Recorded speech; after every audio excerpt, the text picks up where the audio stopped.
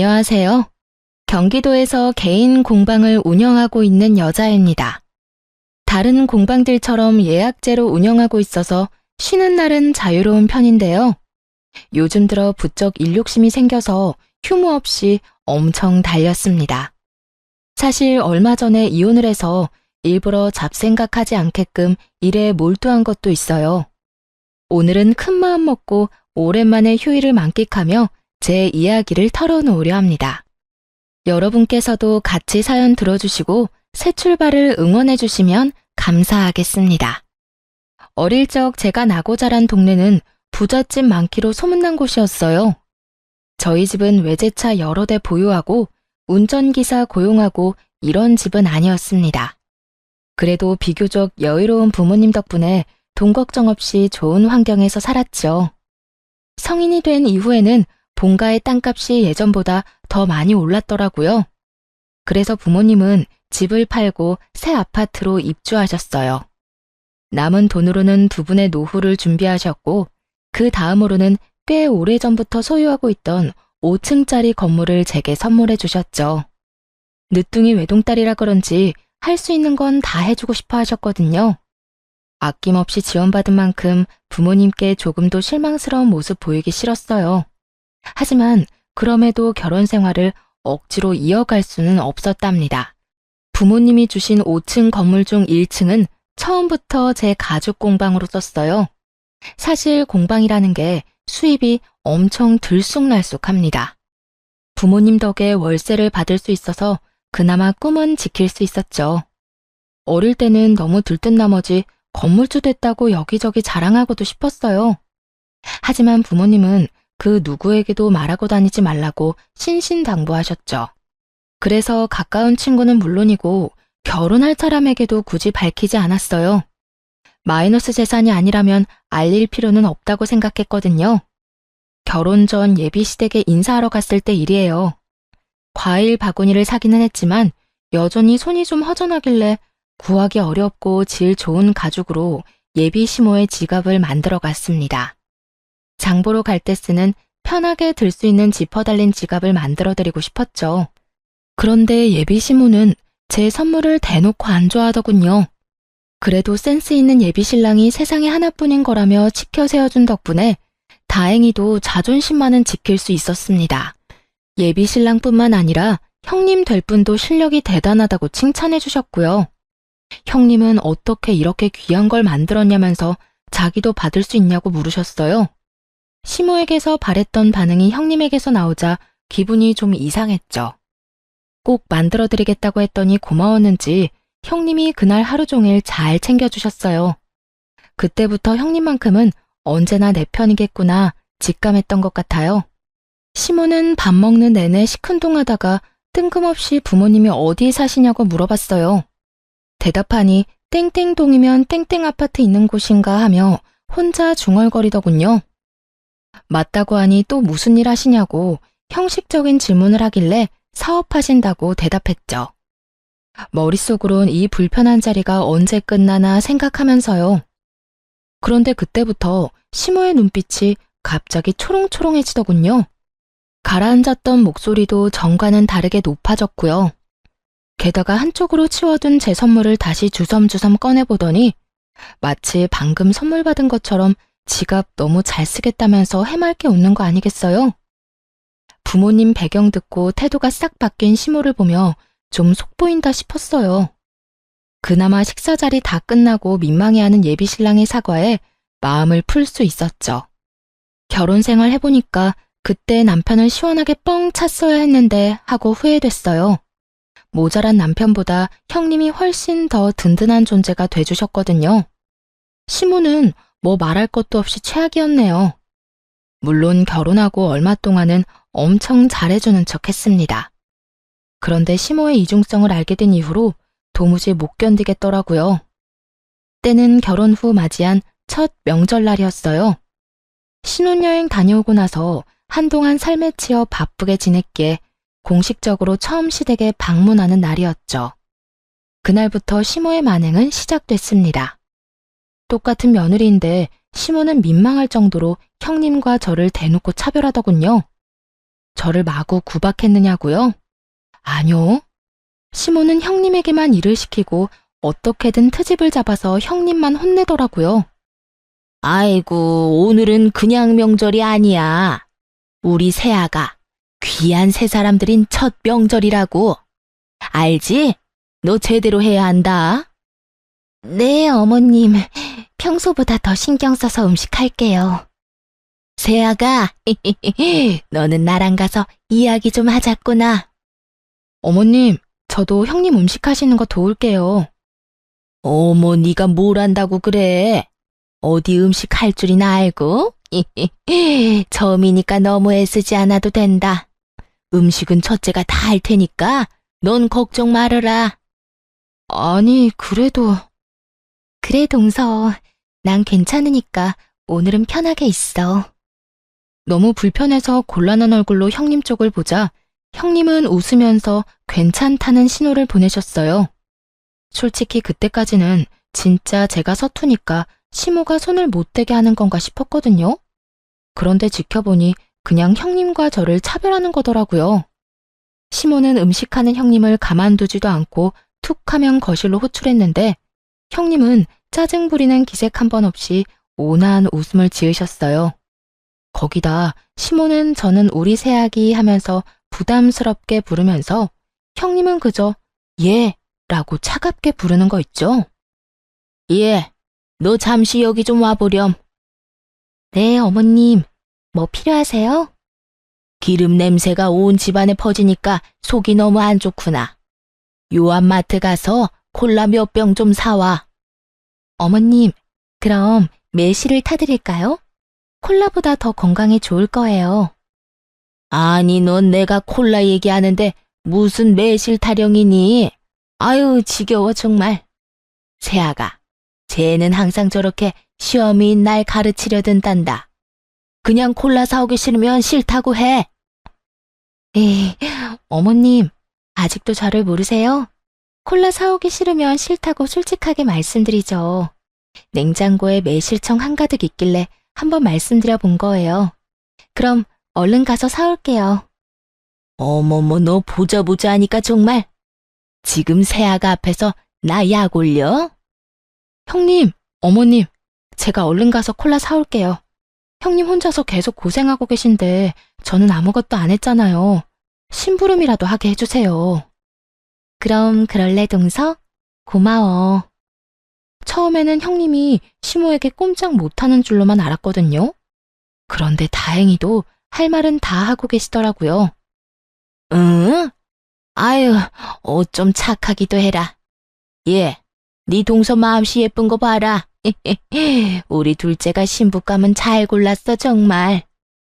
어머, 어머님, 그런 말씀하시면 장남이 서운해할걸요? 제가 다 잃을 거예요. 으유, 내가 뭐 말을 못한다. 남들은 아무것도 모르고 착한 맏며느리를 잡는다고 하는데 아주 억울해 죽겠어. 그럴 리가 있나? 내가 오히려 당하는 입장이구만. 사실 제 눈에는 시모가 못살게 구니까 형님도 맞받아치는 걸로 보였어요.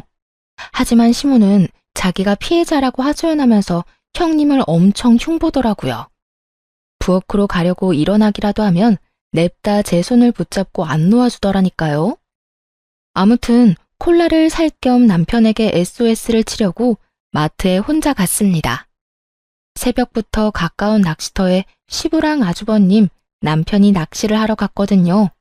순간 너무나도 불공평하다는 생각이 들었죠.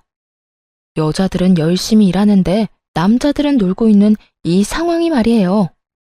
여보, 언제 오는데? 빨리 와. 좀 걸릴 것 같은데. 혹시 무슨 일 있어? 어머님 때문에 나 너무 불편해. 나만 여기 두고 낚시하러 가니까 재밌니? 웬만해서는 무슨 일이 생겨도 흥분하거나 목소리를 높이지 않는데요. 그런 제가 전화 받자마자 소리치니까 남편은 단번에 눈치채고 금방 오겠다고 했어요. 남자들이 도착하자 시모는 언제 놀았냐는 듯 팔을 걷어붙이고 일을 하더군요. 웃긴 건 형님이 거의 음식을 다 했는데 고생했다는 말도 제대로 안 했다는 거예요. 그렇게 시모는 음식하는 신용만 잠시 내다가 곧바로 힘들다며 안방에 쏙 들어가 버렸습니다. 늘 이랬던 건가 싶은 마음에 형님이 참 짠했어요. 한편으로는 좀 바보 같기도 했고요. 저라면 이렇게 당하고만 있지는 않았을 테니까요. 하지만 뭐 어쩌겠어요. 저도 딱히 도움된 건 없으니 음식 차리고 치우는 거라도 똑바로 하자 생각했죠. 소중한 내 남편 낳아준 어머니니까 참는 거야. 다른 이유는 없어. 그런데 형님이 그런 제 마음을 읽은 것처럼 갑자기 웃으며 이렇게 말하더군요. 네? 이건 비밀인데 동서한테만 말해줄게. 사실 우리 남편 나 시댁에서 고생하는 거 다 알아. 그래서 친정 가면 나처럼 똑같이 집안일하고 음식해. 나도 처음엔 그럴 필요까진 없다고 생각했거든. 근데 남편이 나서서 그렇게 해주니까 내 마음에 응어리는 안 생기더라. 그냥 동서가 나 불쌍하게 쳐다보길래 그렇다고 말해주고 싶었어. 동서도 중간에서 힘들지? 미안해. 형님, 죄송해요. 에이, 동서가 죄송할 게 뭐가 있어. 형님에게 딱 걸린 것만 같아 조금 부끄럽기도 하고 미안했어요. 형님이 참 대단해 보이고 아주버님도 현명하신 것 같았죠. 남편은 만약 나에게 이런 일이 생긴다면 어떻게 할지 궁금해지기도 했고요. 한편 시모는 형님을 정신적으로도 공격하더군요. 은근히 형님 집안 뭐 볼 거 있냐며 흉보기도 했는데 뭐 그것까지는 참았어요. 그런데 점점 같이 뒷말하기를 원하더라고요. 한 식구인데 이간질하는 게 너무 싫어서 잘 모르겠다는 얼굴로 무건수행했죠. 그랬더니 나중에는 그게 마음에 안 들었던 모양인지 시모에게 딱 찍히고 말았죠. 우리 둘째는 부모님이 땡땡 아파트에 살아서 든든하겠어. 나중에 당연히 네가 물려받을 거 아니야. 네? 그건 엄마 아빠 노후자금이자 보금자리인걸요. 뭐 그 정도 아파트 가지고 계신 거면 사돈네 형편 말에 뭐 하겠니? 당연히 노후자금 외에도 여유 있으시겠지. 너도 다 물려받을 재산 있으니까 안심하고 돈 안 되는 공방 운영하는 거 아니냐? 그런 거 아니에요, 어머님. 아니긴. 나한테는 솔직히 말해도 된다. 처음에 솔직히 너도 공방하고 아들도 식당 하니까 내가 많이 걱정했거든. 한 명이라도 수입이 일정해야 하는데 둘 다 들쭉날쭉 고정적인 수입이 없잖니. 그런데 새아가 친정이 넉넉해서 얼마나 다행인지 몰라. 그 말에 남편을 노려보자 남편은 오히려 으쓱한 눈치더라고요. 전혀 좋게 안 들렸는데 남편은 자기 장가 잘 갔다는 칭찬으로 들었나 봐요. 아이고, 크네. 너는 친정 부모님 안녕하시다니? 나는 평범해도 너무 평범한 네 친정 때문에 내가 며느리 복 없는 줄로만 알았지 않니? 새아가 들어오고 나서야 나도 며느리 복 있는 걸 알았지. 넉넉한 며느리 둘이 들어왔으면 나도 노후 걱정은 없었을 텐데. 말해 뭐하니? 입만 아프다. 으휴. 이번에는 형님도 기분이 상하신 것 같았어요. 아까처럼 대답하거나 온화한 웃음을 짓는 대신 그저 입을 꾹 다무셨거든요. 분위기를 망치기 싫어서 억지로 참는 눈치였죠. 그런데 속이 뻥 뚫리게 시원했던 건 아주버님의 말이었어요. 어머니, 제가 태어나 가장 잘한 일이 이 사람이랑 결혼한 거예요. 매년 조상님들 드시라고 제사 음식 해온 게 누군데요? 어머니 노후는 못 챙겨도 조상님들 사후는 이 사람이 챙기고 있잖아요. 나중에 엄마 돌아가시면 제사 안 지내도 돼요? 아들, 말을 왜 그렇게 무섭게 하니? 그럼 어머니는 왜 그렇게 말을 밉게 하세요? 아주버님의 말에 시모는 깨갱하고 그 앞에서는 더 이상 별말 못했어요. 대신 뒤에서 형님을 더 괴롭혔죠. 차례상 녹그릇이며 다 같이 먹은 식사 그릇까지 혼자 설거지를 다 하라는 둥. 친정에 아주버님 먼저 보내고 집안일 돕고 가라는 둥. 형님에게 이것저것 시키며 무슨 가정부 고용한 사람처럼 굴었습니다. 단순히 며느리에게 일을 시키는 게 아니라 모욕감을 주려고 하는 듯 보였어요. 아가, 우리 둘이 남자들 사우나 다녀올 동안 명절 특선 영화나 보자꾸나. 과일도 같이 먹을까? 뭐 좋아하니?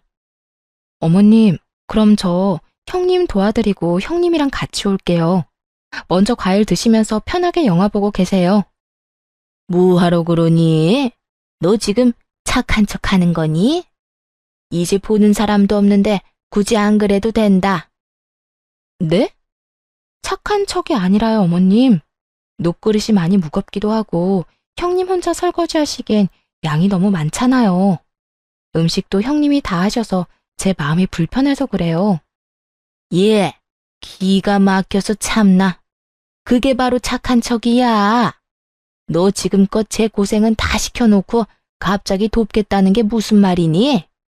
내가 예쁘다 예쁘다 해주니까 시어미 말이 지금 웃음니? 잔말 말고 영화나 보자니까. 네? 동서, 난 괜찮으니까 어머님이 하자는 대로 해드려. 갑자기 제 탓을 하는 시모의 말에 깜짝 놀랐어요. 형님은 이미 이런 고집을 수없이 겪었다는 듯 억지 웃음을 띤 얼굴로 저를 만류했죠. 아마 저까지 시모에게 미움을 살까봐 도와준 듯 했습니다. 들었지? 제가 그러라잖니. 하지만 며느리를 함부로 하대하는 시모를 더는 견디기 힘들더군요. 그래서 소파에서 벌떡 일어나 설거지 금방 하고 오겠다고 말했어요. 그냥 시모의 말대로 해버리면 앞으로 더한 걸 요구할 것 같아서 아주 오싹했거든요. 어머님, 저 손으로 일하는 직업이라 설거지도 깨끗하고 빠르게 엄청 잘해요. 가서 금방 설거지하고 올게요. 그리고 명절에는 따로 형님한테 용돈 좀 챙겨주셔야겠어요. 형님 혼자 일을 다 하시잖아요. 끝까지 입 바른 소리를 하자 시모는 빤히 쳐다보다가 이내 콧방귀를 뀌었어요.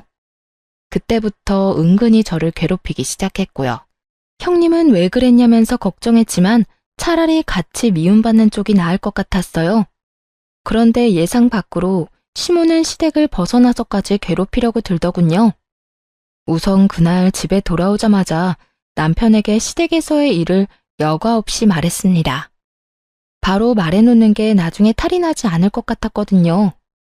남편은 곧바로 저를 혼자 두고 자리를 비워서 미안하다고 사과는 했지만 시댁에 자주 갈 일 없으니 한 번만 참아달라는 부탁을 하더군요. 아무리 남편의 잘못이 아니라지만 대충 넘어가려는 느낌이라 영 찝찝했어요.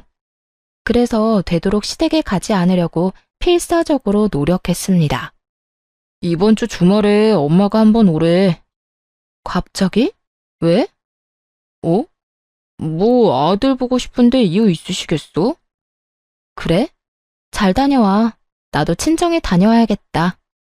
장모님이 당신 보고 오래? 아니? 그런 말씀 없으셨는데? 그럼 왜 가? 어머님이랑 똑같이. 우리 엄마 아빠도 딸 보고 싶은데 이유 있겠어? 잠깐만. 당신 지금 내가 우리 집 간다니까 당신도 친정에 간다는 거잖아. 좀 유치하네. 부부는 일심동체 함께 움직여야지. 원래 여자는 남편 가는 곳 따라가는 거야. 자기가 그때 나보고 시댁에는 자주 갈 일 없을 거라며 부부가 일심동체면 나랑 우리 집 같이 가면 되겠다. 진짜 치사하게 그럴 거야? 우리 엄마가 뭐 잡아먹어? 진짜 중요한 날 아니고서야 시댁에 갈 필요 없다며. 그러자 남편은 할 말이 없으니 입을 꾹 다물더라고요. 하지만 생각이 짧았던 걸까요? 시댁에 남편만 보내니까 시모가 엄청 약올랐나 봐요. 그 이후로 가게에 찾아오는 깜짝 이벤트를 준비하셨더라고요. 어머님, 여긴 어쩐 일이세요? 어쩐 일이긴 보고 싶어서 겸사겸사 왔지. 넌 어떻게 통 얼굴을 안 비추니? 저 보러 여기까지 오신 거예요? 미리 연락해 주셨으면 점심이라도 같이 먹는 건데. 식사는 하셨어요? 아니, 점심은 먹고 왔으니까 됐고, 너 10분이면 준비할 수 있겠지? 네? 그게 무슨 말씀이세요?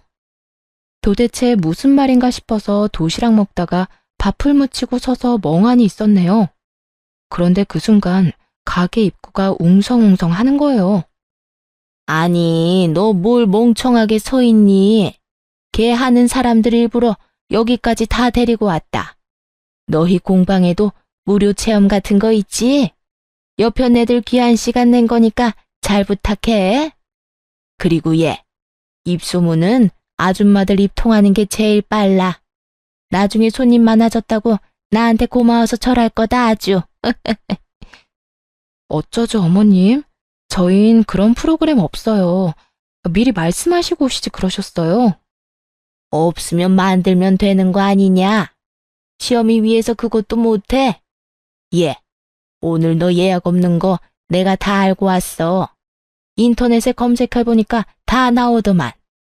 어머님, 목요일은 개인적으로 납품할 상품들이 있어서 시간 빼놓은 거예요. 게다가 저 혼자 하는 거라 수용할 수 있는 인원 한계도 있고. 문전박대도 이런 문전박대가 따로 없지. 너 지금 밖에 사람들 서서 쳐다보는 거 안 보여? 정말 날 쪽팔리게 만드는구나. 그냥 한번 그러려니 하고 넘어가면 안 돼? 내가 뭘 알고 데려왔겠니? 다 니 쓰러져가는 공방 홍보하자고 사람들 애써 데리고 왔더니. 시모는 말도 없이 개하는 친구들 모두 끌고 와서는 공방 프로그램을 무료 체험시켜달라며 떼를 썼습니다. 문전박대라는 말에 심장이 쿵쾅거려서 결국 개인적인 일정 다 취소하고 최선을 다해 아무렇지 않은 척 밝게 시모 친구들 대접했네요. 나중에 할 말을 하더라도 그 순간은 참기로 했죠. 다 손님들이고 어른들이니 시모가 망신당하지 않도록 최선을 다해 배려했어요. 어머님, 또 이러시면 정말 곤란해요. 어머님 포함 두세 분까지는 미리 말씀해 주시면 가끔 자리 만들어 드릴게요. 그런데 이렇게 막무가내로 사람들 다 데리고 오시면 안 돼요. 참나, 깐깐하게 굴기는. 시모는 결국 고맙다는 말이나 미안하다는 말도 안 했어요. 100번 양보해서 집까지는 올 수도 있다고 생각했지만 일터를 침범하는 건 정말 아니라고 생각했어요. 그런데 다 알고도 남편은 이해하라고 대수롭지 않게 말하더군요. 난 분명히 이야기했어. 어머님, 한 번만 더 공방에 찾아오시면 나도 어떻게 할지 몰라. 중간에서 가만히 있지 말고 당신이 해결해, 진짜. 당신 왜 이렇게 말을 무섭게 해? 시어머니가 며느리 일터 궁금해서 좀 갈 수도 있지. 당신이랑 또 엄마 일로 싸우기 싫어. 좋은 게 좋은 거잖아. 참고 이번만 좋게 넘어가자, 응? 가만 보니까 당신 언제나 어머님 일이면 얼렁뚱땅 넘어가려 하는구나. 말이 전혀 통하지 않는 우유부단한 남편. 그리고 친구들이랑 조만간 또 공방에 갈 수도 있다고 통보 문자를 보낸 시모. 이 둘을 보니 속이 부글부글 끓었습니다.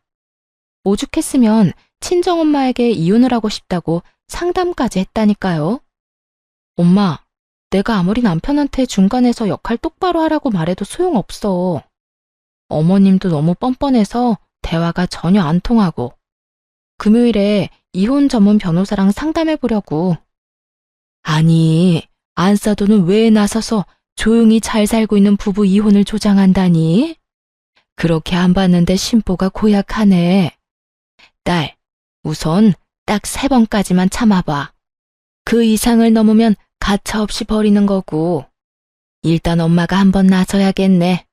황서방이 지금 무슨 상황인지 알게끔 정신부터 차리게 해줘야겠어.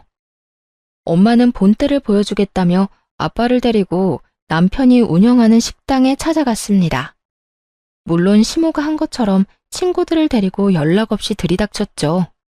그리고 나중에 속 시원한 얼굴로 후기를 말씀해 주셨는데 아주 쌤통이었어요. 황서방, 나왔네. 장모님? 갑자기 어쩐 일이세요?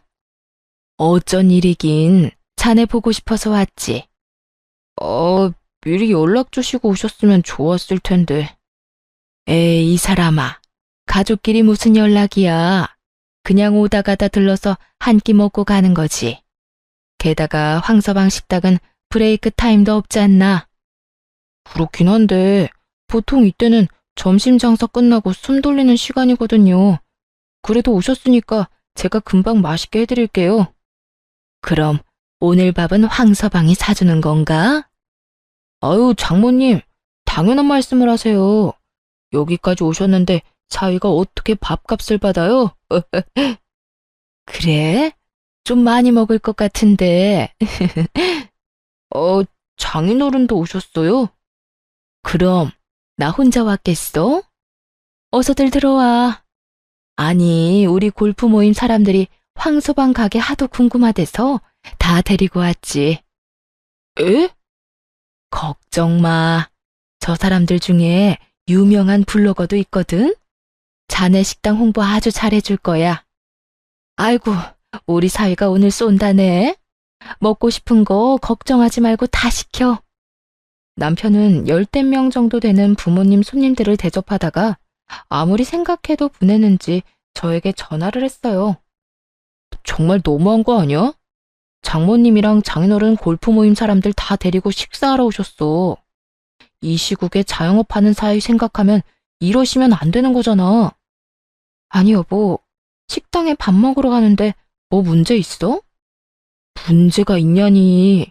난 장모님 혼자 오신 줄 알고 계산하지 말라고 한 거지. 그런데 갑자기 우르르 몰려오더니 사위가 쏘는 음식이라 선언하시는 거야. 그때부터 사람들 공짜라고 아주 신나서 여러 음식 주문해서 먹는데 아우 저게 다 얼마야 진짜. 아니 우리 엄마도 공짜로 안 먹는데 장모님 장인어른 정말 너무하신 거 아니야? 우리 엄마는 말이야 친구분들 데리고 와도 칼같이 계산하셔. 나도 어머님이랑 어머님 친구분들이 갑자기 공방에 오셨을 때 돈 안 받았어. 열심히 공방 프로그램 체험시켜드리고 선물도 나눠드렸는데 다 무료였다고. 혹시 나 그때 돈 받아야 하는 거였어? 뭐? 아, 알겠어. 그럼 어머님께 입금해달라고 해야겠네.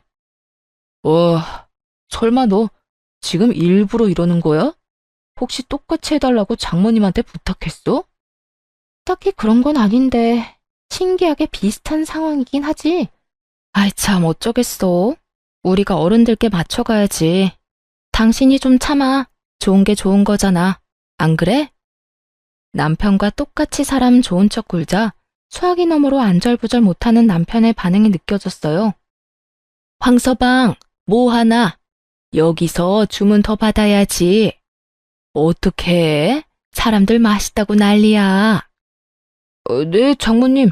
집사람이랑 통화 중인데 금방 가겠습니다. 그래. 아유, 입맛에 맞는지 다들 내일 또 오자고 난리야. 네? 내일 또요? 아, 당신 방금 들었지? 응, 그게 뭐? 어머님도 친구들이랑 또 공방 오겠다고 문자 하셨어. 나는 어머님 모시고 당신은 우리 엄마 아빠 모시면 되겠네. 내가 진짜 잘못했어. 미안해. 엄마한테 당신 공방 앞으로 절대 가지 말라고 할게. 응? 그래? 알겠어. 그럼 고맙고. 그렇게 말해도 들은 척도 안 하던 남편은 자기가 불리해지니 그제야 나서더군요. 당연히 친정 부모님은 그날 밥값 다 계산하시고 가셨습니다. 돈이 없는 것도 아닌데 힘들게 일하는 사위한테 어찌 얻어먹겠냐고 덧붙이시면서요. 아마 남편은 속으로 엄청 찔렸을 거예요. 집에 돌아와서도 아무 말 못하고 제 눈치 보더라고요. 그 이후로 정말 거짓말처럼 시모의 괴롭힘은 사라졌습니다. 그새 남편한테 일렀냐며 연락이 올 줄 알았는데 그런 것도 없이 평화로웠죠. 아무리 심보 못난 시모라 해도 자기 자식 힘든 건 싫은 모양이죠. 하지만 저는 이미 그때 이후로 남편에게 정이 확 떨어졌어요. 그래서 마음속으로 서서히 이혼을 결심하고 있었죠. 그러던 중 시댁에 안 좋은 일이 생겨버렸습니다. 다름 아니라 교통사고가 나서 아주버님의 하반신이 마비됐거든요. 이 때문에 남편에게 이혼에 대한 이야기를 꺼낼 타이밍을 놓쳐버렸어요. 아이고, 이게 무슨 일이야 정말. 우리 장남 앞으로 어떡하니? 어머님, 진정하세요. 진정하게 생겼어? 결혼을 잘못해서 이렇게 치질이 복도 없는 거야. 결혼만 잘했어도 인생 잘 풀릴 사주라고 내 아들이. 그 말을 끝으로 원망스럽게 형님을 노려보는 시모였습니다. 이젠 하다하다 말도 안 되는 이유로 형님께 화풀이를 하더군요. 어머니, 저 괜찮으니까 이제 그만 돌아가세요. 이 사람이 제일 고생하는데 어떻게 그런 식으로 말씀하세요? 그것도 식구들 다 있는 앞에서. 속상해서 그랬다, 속상해서. 형, 엄마한테 왜 그래? 힘든 건 알지만 선은 지키자. 지금 네 형수 얼굴 반쪽 된 건 안 보여? 병문안 왔으면 그냥 조용히 있다 가든가. 가족이라는 사람들이 어떻게 이래? 특히 어머니는 그러시면 안 되죠. 이 사람이 그동안 어떻게 했는데? 여보, 진정해. 당신 아직 몸 안 좋잖아. 다들 당장 나가라고요. 가장 힘든 건 다친 아주버님과 비통한 형님일 텐데 그 앞에서도 비인간적으로 행동하는 남편과 시모를 보니 숨이 다 막히더라고요. 어서 여길 벗어나야겠다는 결심을 하고 그때부터 본격적으로 이혼 준비를 했습니다. 그러면서도 형님과 아주버님을 챙기러 병원에 자주 들렀어요. 냉정하게 말하자면 이혼하는 동시에 남이 될 관계였지만 계속 신경 쓰이더군요. 동서, 이렇게 매번 와줘서 정말 고마워. 에이, 오다 가다 들르는 게 뭐가 어렵다고요. 그런데 저희 남편이랑 어머님이 병원에 한 번씩 오기는 하나요? 그때 남편이 한 소리해서 기분이 상했나 봐.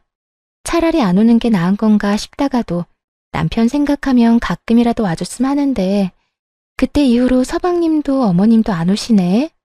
그래도 이렇게 가끔 동서가 와줘서 얼마나 힘이 되는지 몰라. 형님, 얼굴이 많이 수척해요. 밥은 잘 챙겨 드시고 계신 거죠? 이럴 때일수록 식사는 거르시면 안 돼요. 그게 사실 동서, 이런 말 꺼내서 정말 미안한데 혹시 병원비 모자라세요? 제가 전부까지는 아니더라도 조금은 도와드릴 수 있어요. 그러니까 너무 걱정하지 마세요. 그 말에 그늘진 형님의 얼굴이 밝아지더니 딱 40만 원만 빌려달라고 하더군요. 고등학생 시조카 수학여행비랑 용돈이 당장 필요한데 병원비 정산하고 이것저것 계산하고 나면 여유가 없었나 봐요. 못 받을 돈이라 생각하고 몇백은 드릴 각오를 했는데 40만 원에 손을 벌벌 떨며 고맙다고 우는 형님을 보고 같이 울었네요. 그런데 동서, 입금이 잘못된 것 같아. 500만 원이 들어왔는데? 아이고, 내가 얼른 다시 입금해 줄게. 형님, 진작 눈치채고 도와드렸어야 했는데 죄송해요. 수영이한테 수학여행 잘 다녀오라고 전해주실래요? 입금은 제대로 한 거 맞아요. 저 만약 형님 없었으면 어머님 심술 때문에 바로 도망갔을 거예요. 형님이 잘해줘서 그나마 버텼는데 아무튼 감사했어요. 형님은 그런 제 말이 이상했는지 혹시 남편이랑 무슨 일 있냐고 물었어요. 그래서 솔직하게 이혼을 준비하고 있다고 말했습니다. 그러자 형님은 깜짝 놀랄 이야기를 했어요. 우리가 어머님 심술 참은 것도 다 이민 가면 안 보고 사니까 그런 거였어. 그런데 갑자기 이런 사고를 당하는 바람에. 네? 이민이요? 그래도 포기는 안 할 거야. 좀 늦춰졌다고 생각해야지. 아직은 우리나라보다 외국이 장애인 복지가 더 좋잖아. 저 사람을 위해서라도 꼭 가야지. 그 사실을 알자마자 머뭇거리다 형님에게 귀뜸해드렸어요. 사실 남편이랑 각각 500만 원씩 해서 1000만 원 맞춰서 드리고 싶었는데 남편이 절대 못 준다고 질색했다고요. 동생으로서 어릴 때부터 지금까지 받은 게 많으면서 한순간에 남이라도 된 듯 구는 남편 보고 더 빨리 이혼하고 싶더라고요. 나 역시 오랜 세월 어머님이랑 도련님을 봐왔잖아. 그래서 제발 내 밑으로 사람이 들어오지 않길 바랬어. 그런데 이렇게 착한 동서가 들어와서 얼마나 맘에 걸렸는지 몰라. 알고 보니 남편은 어머님보다 더하면 더했지 덜하진 않다고 합니다. 시모에게 밉보인 형수를 가정부쯤으로 알고 뒤에서 막대했다고 하네요. 생각보다도 더 구제불능이었나 봐요. 당신이 병원에 뭐하러 가? 나도 안 가는데. 그러니까 당신이 안 가니까 나라도 간 거지. 야, 혹시라도 나중에 친정 식구 아프다고 돈 갖다 바칠 생각하지 마라. 나도 우리 형한테 돈 안 줬으니까 말이야. 뭐? 조금도 안 도와드렸다고? 진짜야. 나 형한테 돈 한 푼도 안 줬어. 형수한테 전화해서 물어볼래? 형수가 우는 소리 하길래 형이 무슨 수로 갚겠냐고 냉정하게 전화 끊어버렸거든. 자랑이다. 당신 형이 그렇게 다쳤는데 돕고 싶은 마음이 전혀 안 생겨? 동생이 되어가지고 어떻게 그래? 어휴, 그렇게 감정적으로 굴다가는 거짓골 못 면해. 아무리 가족이라도 금전적 거래는 하는 게 아니라고. 돈이 아까워서 그러는 게 아니라 내 원칙이 그래. 그 원칙 결혼 전에 좀 알려주지 그랬어. 뭐? 당신 요새 좀 이상하다. 내가 이상해? 아니, 당신을 좀 되돌아봐. 내가 아플 때는 과연 어떻게 나올까 궁금하네. 에이, 재수없게 그런 말을 왜 해? 당신 건강하잖아. 그렇게 따지면 아주버님은 뭐 건강하지 않으셨어? 한참 싸우다가 인성 모자란 남편놈을 못 알아보고 결혼한 게 내 죄다 싶었어요. 더 이상은 시간 낭비라는 생각이 들어 그만 입을 다물었네요. 이혼 통보하기 전까지는 조용히 있는 게 낫겠다고 생각했거든요. 형님께 500만 원 드린 것도 알았다가는 무슨 난리를 피울지 모르니 말 안 했고요. 시간이 흘러 아주버님이 태어날 즈음이 되어서야 시모가 등장하더군요. 고생이란 고생은 형님 혼자 다 했는데 혼자서 뒷북을 엄청 치더라고요.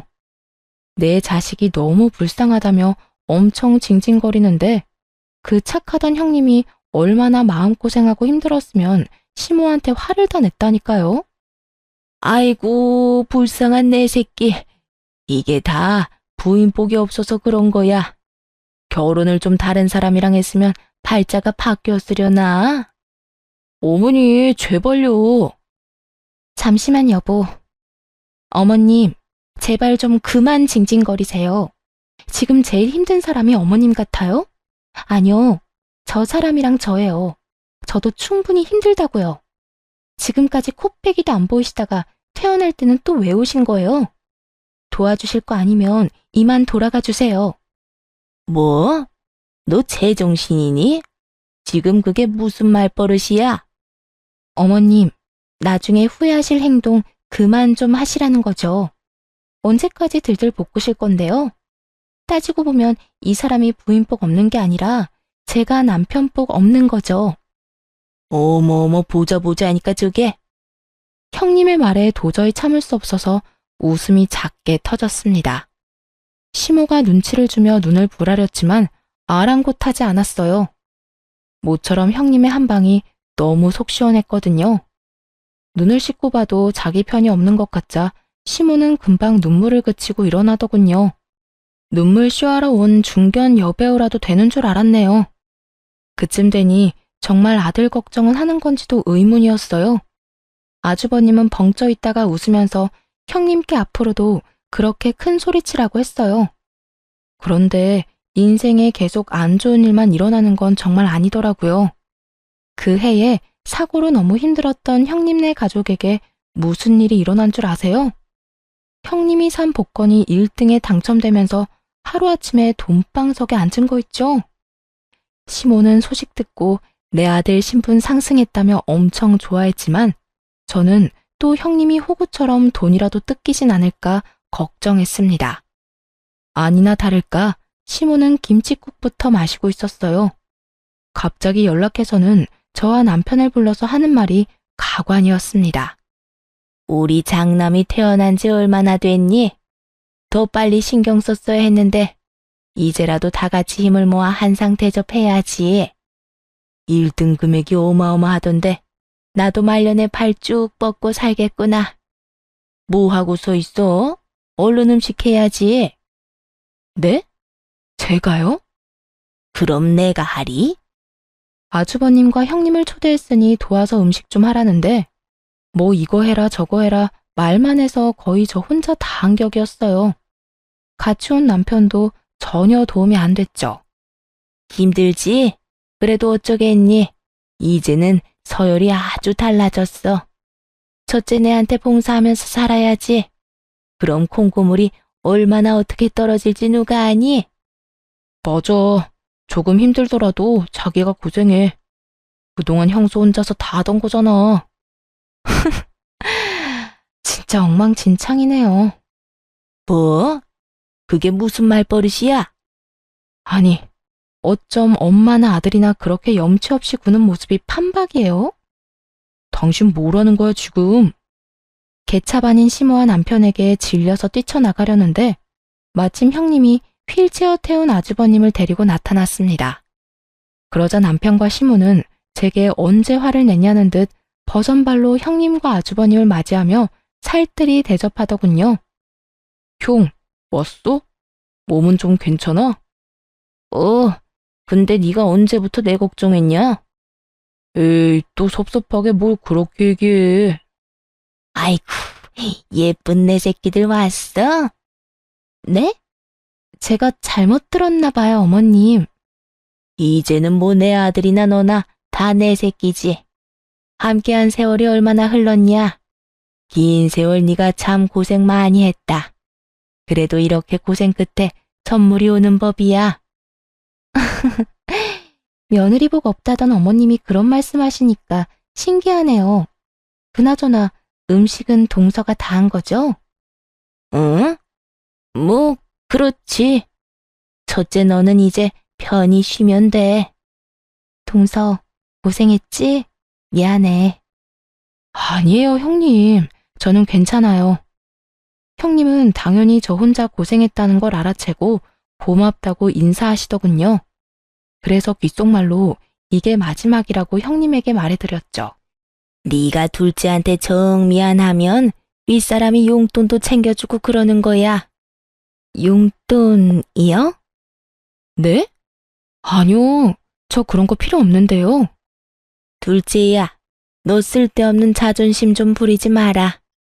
그 고생을 했는데 마땅히 용돈 받을만 하지.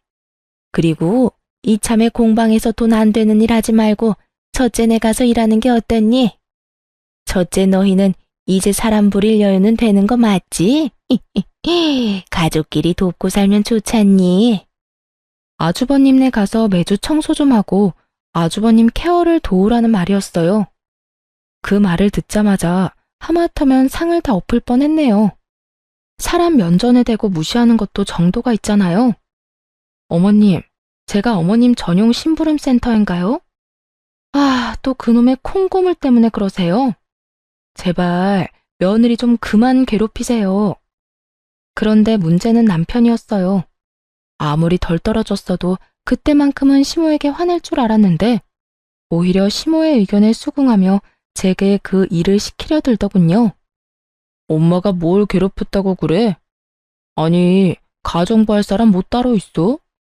이참에 돈 안 되는 공방 정리하고 좋잖아. 엄마가 당신 생각해서 말한 건데 왜 그렇게 예민하게 굴어? 막말로 우리 형이랑 형수님이 당신한테 힘든 일 시키겠냐고. 정말 미쳤구나. 당장 이혼해. 그동안 수도 없이 이혼 다짐했어. 때 되면 말하려고 참고 또 참은 거지. 돈에 눈먼 남편의 뺨을 때리고 드디어 이혼하자고 선언했어요. 그러자 얻어맞고 분했는지 남편이 달려들려고 했습니다. 사실 그런 상황이 일어날까봐 그동안 조용히 이혼을 준비한 거였어요. 일방적으로 이혼하자고 통보하면 남편이 무슨 짓을 할지 모르니까요. 그런데 그때 휠체어를 탄 아주버님이 남편에게 찬물을 확 부어버렸죠. 야, 너 언제 사람 될래? 아이씨, 형 미쳤어? 너 내가 몸이 이 모양이라서 찬물로 끝난 걸 다행으로 알아. 나 멀쩡했으면 벌써 이 전골에 네 얼굴 박았다. 아, 로또 됐다고 아주 기세등등하네. 결혼했으면 인간이 돼야 하잖아. 양심 없는 건 어머니 쏙 빼닮아서 그런 거야? 아니, 너는 혼낼 거면 네 동생만 야단치지 왜 날 끌어들여? 며느리들 앞에서 창피하게. 창피한 걸 아시는 분이 그동안 왜 그렇게 사셨어요? 저 정말 참을 만큼 참았어요. 그런데 더 이상 이 징그러운 집안에 못 있겠네요. 장남도 복권 당첨됐으니 이제 식구들 등지고 살겠다 이거냐? 두 번 다시 어머니나 저놈이나 보기 싫으니까 알아서 잘 사세요. 저희 곧 이민 가거든요. 그리고 제가 당첨됐나요? 집사람이 당첨된 거죠. 항상 온화한 아주버님이었는데 그렇게까지 역정내시는 건 처음 봤습니다. 곧 이민 간다는 말에 시모는 개거품을 물고 말았죠. 뭐? 갑자기 무슨 이민이야? 한국인으로 태어났으면 한국에서 살아야지. 어미야, 네가 말해봐라. 이게 다 무슨 말이야? 네, 이민 갑니다, 저희. 어머님, 저희 벼랑 끝까지 몰려서 힘들 때 도와준 사람 동서뿐이었어요. 그런데 어떻게 동서한테 대놓고 가정부 운운하세요? 동서, 그때 500만 원 빌려줘서 정말 고마웠어. 수영이 수학여행비에 용돈하고도 많이 남아서 그 돈 감사히 잘 썼어. 식구라는 인간들이 단 몇십만 원도 못 빌려준다고 했을 때 사실 난 세상이 무너지는 줄 알았거든. 그러니까 가기 전에 동서한테 빚은 갚아야지. 빌려준 거 아니고 드린 거라니까요. 안 주셔도 돼요, 형님. 괜찮다고 손사래를 쳐도 형님과 아주버님은 제발 받아달라고 했어요. 시끄럽던 시모와 남편은 형님이 수표를 내밀자 숨죽이고 지켜보더군요. 형님, 게다가 금액이 이상해요. 저는 500만 원 빌려드렸는데 5천만 원이라뇨. 5천만 원 맞아. 마음을 돈으로 계산할 수는 없지만 동서 마음을 헤아려 보니까 대략 그 정도더라. 5천만 원? 아이고 세상에. 어미야, 나는? 어머님한테 드릴 돈이 어디 있겠어요. 아니, 오히려 제가 받아야 하지 않을까요? 그러자 시모는 갑자기 돌변해서 자기 줄 돈 주고 가라고 절대로 이대로 외국 못 간다고 형님의 바지가랑이를 붙잡았습니다. 남편은 아주버님에게 엄마 모실 돈이라도 달라고 매달렸죠. 나중에 시모가 아프기라도 하면 자기가 모셔야 하는데 어떻게 이러냐면서요. 불구된 형한테는 한 푼도 못 빌려준다던 사람이 누구더라? 형, 진짜 1억이야? 어머니 모시든 말든 너 알아서 해라. 난 이제 이 집 식구 아니니까. 아주버님이 냉정하게 끊어내자 남편 놈은 제 5천만 원이라도 갚겠다고 했어요. 하지만 그 돈이 어떤 돈인데 그대로 남편에게 빼앗길 리가 없죠. 5천만 원은 마음만 감사해 받겠다고 하고 형님께 돌려줬습니다. 이쯤에서 시원하게 정리를 다 해야 할 것 같았거든요. 형님, 저 여유 있어요. 안 도와주셔도 돼요. 정중하게 거절하자 형님은 혹시 돈이 모자란 거냐며 필요하면 그보다 더 주겠다고까지 하셨어요. 괜찮아요. 사실 공방 있는 건물이 제 거거든요. 다들 무시하지만 공방도 엄청 잘 되고 있고 매달 월세 받으면서 살아요. 그래서 저는 이혼해도 여유 있어요. 당신, 그게 무슨 말이야? 나한테는 전혀 그런 얘기 안 했잖아. 내가 왜 당신한테 말해야 해? 그야 우린 부부니까. 이혼할 건데 부부는 무슨. 얘기가 나온 김에 진작 준비했던 이혼 서류를 꺼내 남편 얼굴에 찰싹 던져줬네요. 형님은 그제야 제 말이 무슨 뜻인지 알겠다며 고개를 끄덕였어요. 아하, 그러니까 우리가 정말 시어머니 복이 없었던 거네. 그러니까요. 저는 남편 복도 없어서 이쯤 하려고요. 그나저나 어머님, 항상 며느리 복 없다고 우는 소리 하셨었죠? 그런데 알고 보니 복이 분수에 넘쳤던 거네요. 시모는 자기가 귀인을 못 알아봤다며 저와 형님에게 잘못했다고 매달렸어요. 돈 앞에 손바닥 뒤집듯 바뀌는 시모의 모습에 마지막까지 질렸네요. 남편은 아니나 다를까 제 재산도 다 자기 거라며 큰 소리를 치더라고요. 그래서 미리 상담받았던 변호사님한테 전화해서 스피커폰으로 현실을 들려줬어요. 죄송하지만 부모님께 증여받은 재산은 재산 분할에 들어가지 않습니다. 에? 지금 이 사람 변호사라고 이쪽에 유리하게만 말하지 마세요. 못 믿겠으면 너도 변호사 고용해서 물어보든가. 너 그럴 돈 없지? 인터넷에 검색해봐. 다 나와 있으니까. 여보, 나한테 어떻게 이래? 아이고, 멀쩡하던 집안이 아주 콩가루 집안이 됐네. 그 이후 형님네는 가족 전체가 이민 절차 밟고 있다고 해요. 저도 해외가 아주버님께는 훨씬 나을 거라고 생각합니다. 착하게 살았던 만큼 복을 받은 형님네, 앞으로도 행복하게 살았으면 좋겠어요. 또 저는 멍청한 남편과 고약한 시모에게서 벗어나 이혼하고 광명 찾았습니다. 깔끔하게 재산 한 푼 안 주고 헤어져 평화롭게 살고 있죠. 처음에 합의 이혼 절대 안 해주겠다며 고집 부리던 전 남편은 소송 시작하면 억대 위자료 물게 할 거라고 겁주니 금방 깨갱하고 물러나더군요. 아, 그리고 형님이 주신 5천만 원은 결국 받았어요.